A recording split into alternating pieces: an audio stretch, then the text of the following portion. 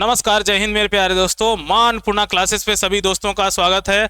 आज हम लोग एंशिएंट हिस्ट्री के मोस्ट इंपॉर्टेंट टॉपिक बौद्ध धर्म को डिस्कस करेंगे। यहाँ से एग्जाम के लिए मोस्ट इंपॉर्टेंट प्रश्न बनते हैं जो एग्जाम में बार बार पूछे जाते हैं। आइए डिस्कस करते हैं बौद्ध धर्म को। हम लोगों ने प्रीवियस क्लास में ये समझा था कि महात्मा बुद्ध का जन्म कहाँ हुआ था। कपिलवस्तु नेपाल में हुआ था। साथ ही साथ महात्मा बुद्ध ने जो ग्रह त्याग किया था उस घटना को बौद्ध धर्म में क्या कहा गया था, महाविनिष्क्रमण। साथ ही साथ महात्मा बुद्ध ने रुद्रक रामपुत्र और अलार कलाम से शिक्षा प्राप्त की थी। सांख्य दर्शन की शिक्षा किससे प्राप्त की थी, तो हम लोगों ने समझा था अलार कलाम से। और साथ ही साथ ये समझा था कि महात्मा बुद्ध ने कहाँ ज्ञान प्राप्त किया था, किस वृक्ष के नीचे, तो हम लोगों ने ये जाना था कि बौद्ध वृक्ष के नीचे। और इसके बाद महात्मा बुद्ध को कहा गया था तथागत। तो सर्वप्रथम पहला उपदेश भगवान बुद्ध कहाँ देते हैं, तो पंच ब्राह्मणों को देते हैं। किस जगह पर देते हैं, तो ये बात समझी थी, सारनाथ में उन्होंने प्रथम उपदेश दिया था। इसी घटना को बौद्ध धर्म में क्या कहा गया था, धर्म चक्र परिवर्तन कहा गया था। तो दोस्तों आज हम लोग उसी से आगे उसी कड़ी में समझेंगे बौद्ध संगतियों को, और बौद्ध धर्म में कौन कौन सी बौद्ध संगीतियां हुई उनको डिस्कस करेंगे। महात्मा बुद्ध की मृत्यु 483 बीसी में होती है, और तभी आपके जो अजातशत्रु होते हैं प्रथम बौद्ध संगीत का आयोजन कराते हैं। तो दोस्तों आज समझते हैं क्या प्रथम बौद्ध संगति कहाँ हुई, प्रथम बौद्ध संगीत कहाँ हुई। मोस्ट इंपॉर्टेंट प्रश्न है, प्रथम बौद्ध संगीत का आयोजन कहाँ हुआ था। तो दोस्तों सप्तपर्णी गुफा में, सप्तपर्णी गुफा। और सप्तपर्णी गुफा ये कहाँ थी, तो आपको पता है दोस्तों राजगृह में। प्रथम बौद्ध संगीत का आयोजन राजगृह में होता है। और शासक का नाम क्या है दोस्तों, उस समय शासन किसका होता है, तो आपको पता है दोस्तों अजातशत्रु का। अजातशत्रु प्रथम बौद्ध संगीत का आयोजन करवाता है। कहने का मीन्स दोस्तों क्या है, किस शासक काल में प्रथम बौद्ध संगीत का आयोजन हुआ था, आपको ये याद रखना है। तो अजातशत्रु यानी बिंबिसार का जो पुत्र होता है अजातशत्रु, वो पहली प्रथम बौद्ध संगीत कराता है। प्रथम बौद्ध संगीत कब आयोजित हुई, तो 483 बीसी में, 483 बीसी में प्रथम बौद्ध संगीत का आयोजन हुआ था।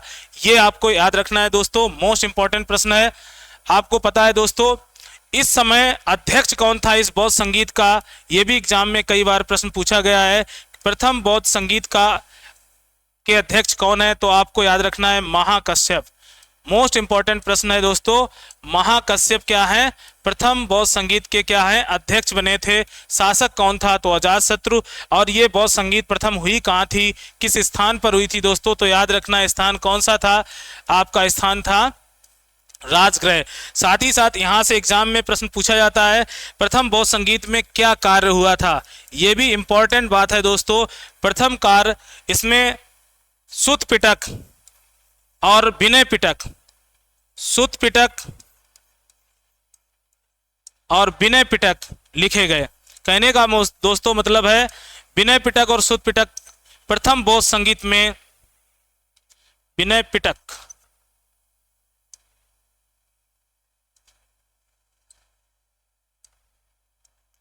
विनय पिटक। आपसे एग्जाम में ये भी प्रश्न बनता है सुत पिटक में क्या है, महात्मा बुद्ध के उपदेश हैं। तो इसमें क्या है, महात्मा बुद्ध के उपदेश कहाँ लिखे गए, आपको याद रखना है दोस्तों। तो महात्मा बुद्ध के उपदेशों को सुत पिटक में लिखा गया। साथ ही साथ विनय पिटक क्या है दोस्तों, ये इनके संघ की जानकारी। कहने का मतलब क्या है, संघ के नियम, संघ के नियम किसमें है, तो संघ के नियम आपके किसमें, तो ये आपके हैं विनय पिटक में। दोस्तों यहाँ से एग्जाम के लिए प्रश्न बनता है कि प्रथम बौद्ध संगीत कब हुई, तो 483 बीसी में। और ये कहाँ पर करवाई गई थी, तो राजगृह में। और किस गुफा में हुई थी, तो सप्तपर्णी गुफा। ये भी एग्जाम में कई बार प्रश्न पूछा गया है। साथ ही साथ इस कौन सा राजा था उस समय, कौन शासक था, तो अजातशत्रु ने करवाई थी। साथ ही साथ यहाँ पर अध्यक्ष किसको चुना गया था, तो महाकश्यप को। और यहाँ पे जो मोस्ट इंपॉर्टेंट काम होता है क्या होता है, तो सुत्त पिटक और विनय पिटक लिखे जाते हैं। तो सुत्त पिटक में क्या है, महात्मा बुद्ध के उपदेशों को लिखा गया, और साथ ही साथ विनय पिटक में क्या है, संघ के नियम बताए गए। तो इस तरीके से प्रथम बौद्ध संगीत हुई। आइए बात करते हैं नेक्स्ट, द्वितीय बौद्ध संगीत। द्वितीय बौद्ध संगीत कब हुई? आपसे एग्जाम में प्रश्न पूछा जाता है द्वितीय बौद्ध संगीत कब हुई, तो ये हुई थी 383 बीसी में। 383 बीसी में। और किस स्थान पर हुई थी, ये भी खास प्रश्न है दोस्तों। ये वैशाली में हुई थी। कहाँ हुई थी? वैशाली में। वैशाली, आपको पता है दोस्तों द्वितीय बौद्ध संगीति का आयोजन कहाँ हुआ था, तो वैशाली विहार में हुआ था। और यहाँ उस समय शासक कौन था, ये खास बात, ये बौद्ध संगीत का आयोजन किसने करवाया था, ये प्रश्न एग्जाम में पूछा जाता है। तो द्वितीय बौद्ध संगीत का आयोजन किसने करवाया था? कालाशोक ने। किसने? कालाशोक ने करवाया था। कालाशोक ने, ये भी याद रखना है आपको। द्वितीय बौद्ध संगीति किसने करवाई थी, तो कालाशोक ने करवाई थी। और साथ ही साथ ये कहाँ हुई थी, तो वैशाली में।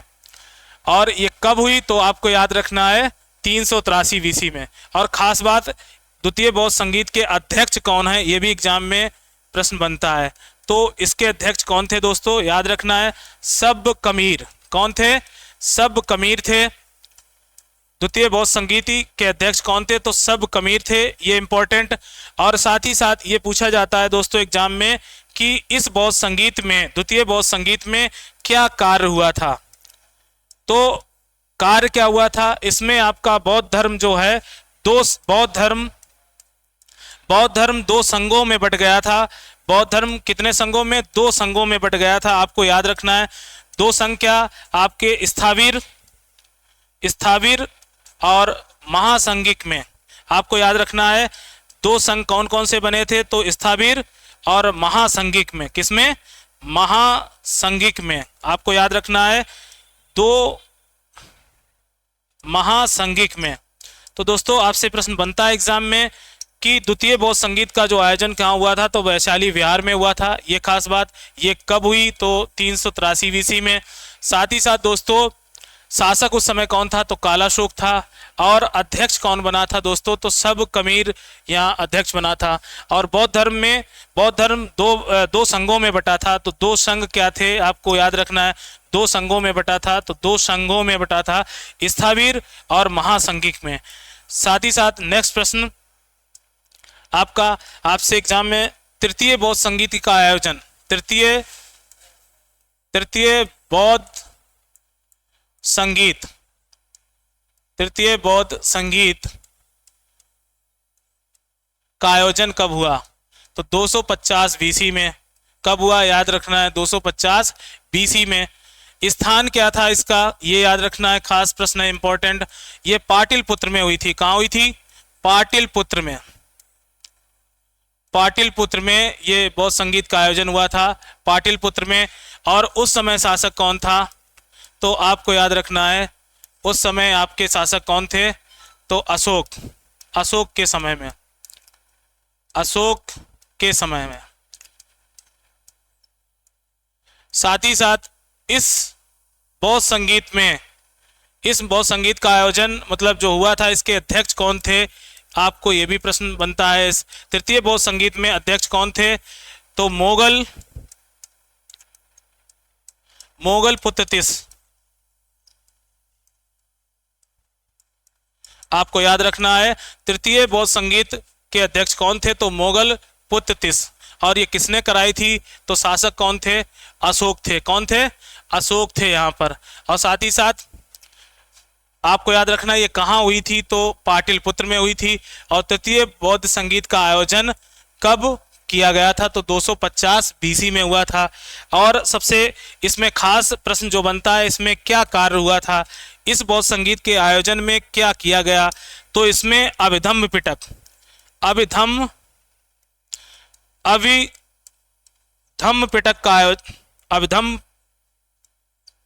पिटक लिखा गया।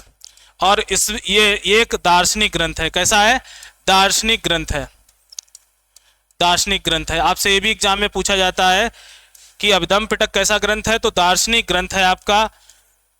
और 3 जो ग्रंथ हैं आपको पता है, सुत्त पिटक, विनय पिटक, और ये तीसरी बोध संगीत में क्या मतलब किसको लिखा गया था, तो अभिधम्म पिटक को लिखा गया था, अभिधम्म पिटक को लिखा गया था। तो तृतीय बोध संगीत किसने कराई थी, अशोक ने कराई थी। इसमें अध्यक्ष कौन थे, तो मोगल पुत्तिस। आइए बात कर लेते हैं नेक्स्ट प्रश्न की। नेक्स्ट प्रश्न आपका है चतुर्थ बौद्ध संगीत। चतुर्थ बौद्ध संगीत।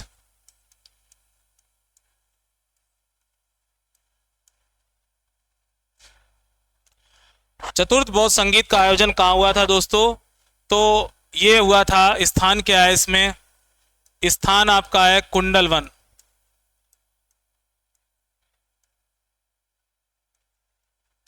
कुंडलवन। साथ ही साथ इसका आयोजन किस शासक ने करवाया था, किसके शासक काल में हुई थी ये चतुर्थ बौद्ध संगीत का आयोजन किसके शासन में हुआ था, तो कनिष्क के शासन में। किसके, कनिष्क के शासन में।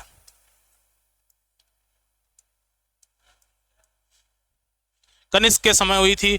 और ये लगभग कितने समय हुई थी, तो आपको याद रखना है 98 ईस्वी में। कब हुई थी, 98 ईस्वी में हुई थी चतुर्थ बौद्ध संगीत। कहाँ हुई थी, तो कुंडलवन। और ये कहाँ है, आपको पता है कश्मीर में, जम्मू कश्मीर में हुई थी, जम्मू कश्मीर में हुई थी, ये भी याद रखना है। और किसने कराई थी, तो कनिष्क ने कराई थी। अब इसमें खास प्रश्न क्या बनता है, इसमें खास प्रश्न ये बनता है, यहाँ पर चतुर्थ बौद्ध संगीत में हुआ क्या था, तो यहाँ के अध्यक्ष किसको चुना गया था दोस्तों, तो इसमें अध्यक्ष जो थे वो आपके वसुमित्र थे। कौन थे, वसुमित्र थे। ये इंपॉर्टेंट प्रश्न है, आपको याद रखना है। अध्यक्ष कौन थे, तो वसुमित्र थे। और इसमें उपाध्यक्ष कौन था, उपाध्यक्ष कौन था, तो अश्वघोष थे, अश्वघोष। और इसमें क्या हुआ था, सबसे खास इसमें कार्य क्या हुआ था, ये भी याद रखना है आपको। कार्य क्या हुआ था दोस्तों, चतुर्थ बौद्ध संगीत के आयोजन में कार्य क्या हुआ था, आपको याद रखना है। इसमें जो मुख्य कार्य हुआ था दोस्तों, जो बौद्ध संघ था 2 भागों में बट गया था। बौद्ध संघ 2 भागों में बटा था। वो 2 भाग कौन थे, आपको याद रखना है, हीनयान, और दूसरी शाखा क्या थी, महायान की शाखा थी, आपको याद रखना है। यानी चतुर्थ बौद्ध संगीत में जो आपका बौद्ध धर्म था 2 भागों में बटा था, 2 भागों में हीनयान और महायान। तो हीनयान, आपसे प्रश्न बनता है कि हीनयान के जो लोग हैं मानने वाले हैं वो किस देश के हैं, तो श्रीलंका के हैं। कहाँ के हैं दोस्तों, श्रीलंका में हीनयान। तो हीनयान के लोग श्रीलंका के हैं। कहने का मतलब ये महात्मा बुद्ध भगवान को क्या मानते हैं, महात्मा बुद्ध को ये मानते हैं क्या, तो ये महापुरुष मानते हैं। क्या मानते हैं दोस्तों, महापुरुष का दर्जा दिया है किसको, बौद्ध भगवान को। ये याद रखना है हीनयान में। और ये कहाँ माना जाता है, तो श्रीलंका में। साथ ही साथ महायान जो शाखा है किसकी, बौद्ध धर्म की, इसका प्रभाव कहाँ पर देखने को मिलता है, तो चीन में मिलता है देखने को, जापान में देखने को मिलता है। और साथ ही साथ आप लोग जानते होंगे चीन, जापान, आपके कोरिया में, और साथ ही साथ कोरिया, इंडोनेशिया में बौद्ध धर्म के मानने वाले लोग कहाँ के हैं, तो इंडोनेशिया, और इंडोनेशिया के अलावा आपका क्या, तिब्बत। यहाँ के लोग मोस्टली किस धर्म को फॉलो करते हैं, आपको याद रखना है। तो यहाँ मोस्टली सभी फॉलो करते हैं महायान शाखा को। बौद्ध धर्म की जो महायान है इसको फॉलो करते हैं। और ये महायान क्या है, ये बौद्ध धर्म की वो शाखा है जिसमें भगवान बुद्ध को, ये भगवान बुद्ध को क्या मानते हैं, भगवान मानते हैं। तो ये भी प्रश्न इंपॉर्टेंट है, खास है। भगवान का दर्जा किस भाग में है, तो महायान शाखा में। चीन, जापान, कोरिया, इंडोनेशिया, तिब्बत के लोग क्या मानते हैं, बुद्ध भगवान को क्या मानते हैं, तो भगवान मानते हैं। तो आपको यहाँ से क्या क्या खास प्रश्न मिले हैं। चतुर्थ बौद्ध संगीत का आयोजन 98 ईस्वी में हुआ था। साथ ही साथ ये कब, कुंडलवन, जम्मू कश्मीर में हुई थी। यहाँ के शासक कौन थे, तो याद रखना है आपको, कनिष्क थे। और साथ ही साथ इसमें चतुर्थ बौद्ध संगीत के अध्यक्ष कौन चुने गए थे, तो वसुमित्र चुने गए थे। ये मोस्ट इंपॉर्टेंट प्रश्न है। साथ ही साथ दोस्तों खास प्रश्न और आपका क्या है कि इसमें उपाध्यक्ष कौन था, तो अश्वघोष यहाँ पर क्या थे, उपाध्यक्ष। तो ये भी खास प्रश्न एग्जाम के लिए बनता है। साथ ही साथ बौद्ध धर्म 2 भागों में बटा था, किसमें बटा था आपको याद रखना है, हीनयान और महायान में बटा था। अब आइए अगली बौद्ध संगीत कहाँ हुई थी इसकी बात कर लेते हैं। पंचम बौद्ध संगीत, पंचम बौद्ध संगीत का आयोजन कहाँ हुआ था दोस्तों? तो ये प्रश्न बनता है, आप लोग सभी जानते होंगे संगीत का आयोजन कहाँ हुआ था? तो कन्नौज में हुआ था। कहाँ हुआ था? स्थान क्या था दोस्तों? तो स्थान था आपका कन्नौज। और इस यहाँ का शासक कौन था? तो आपको याद रखना है दोस्तों, 5वीं बौद्ध संगीत का आयोजन कौन करवाता है आप? तो यहाँ का जो शासक था हर्षवर्धन थे। क्या थे? कन्नौज के राजा हर्षवर्धन। कहने का मीन्स क्या है, कन्नौज आपने प्राचीन काल से राजनीति का क्षेत्र बना रहा और यहाँ पर शासन किसका था? हर्षवर्धन का। और यहाँ के पंचम बौद्ध संगीत में जो अध्यक्ष चुने गए थे आपको पता होगा दोस्तों, यहाँ पर जो अध्यक्ष के रूप में कार्य किया था ह्वेनसांग ने किया था। किसने किया था? चीनी यात्री ह्वेनसांग था जो भारत में आया था। और किसके काल में आया था आपको पता है? राजा हर्षवर्धन के काल में। तो यहाँ से खास प्रश्न ह्वेनसांग के काल में।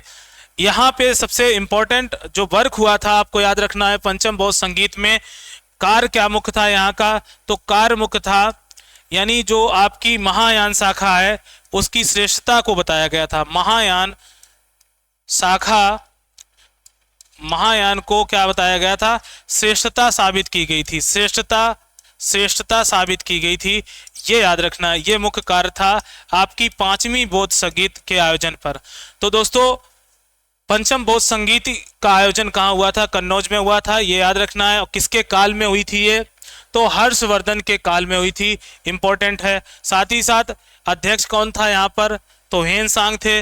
और इसमें महायान मतलब महायान जो है उसकी श्रेष्ठता को साबित किया गया था 5वीं बौद्ध संगीत में। और ये 6ठी ईसा पूर्व, कहने का मतलब 6ठी ईसा पूर्व ये इसका आयोजन हुआ था, कहने का मतलब। तो इस तरह से हम लोगों ने बौद्ध धर्म की प्रमुख संगतियों को समझा, खास प्रश्नों को समझा और मोस्ट इंपॉर्टेंट प्रश्नों को जाना। साथ ही साथ नेक्स्ट क्लास में फिर मिलेंगे, तब तक के लिए नमस्कार दोस्तों।